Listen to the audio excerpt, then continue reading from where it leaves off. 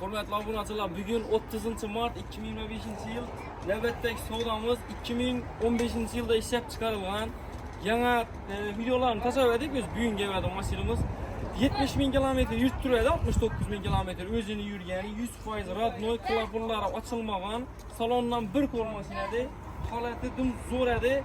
Og'amlar ichida keldim dedingiz-da? 3'te geldiler, sen 9 oldu yine. 6 set sodalaştık ağam bilen.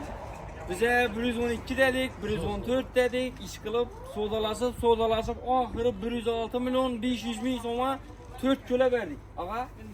Evet, işte rövaj, evet dediğimiz. Güzel, yaptın mı maçını işte?